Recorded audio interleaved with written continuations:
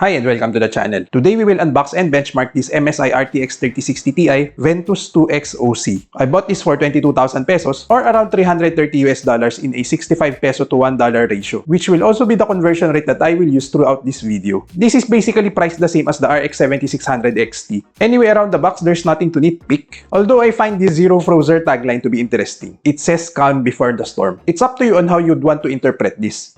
Anyway, opening the box. The box inside is basically a tray with a thin foam padding. Behind that is an envelope. Inside the envelope is their loyalty program and a thick manual, which is very rare nowadays. I didn't read all of it though, but just looking at the icons, this is a generic manual. You can see the two 8-pin PCIe connector. And is this a VGA? Anyway, this is the GPU itself.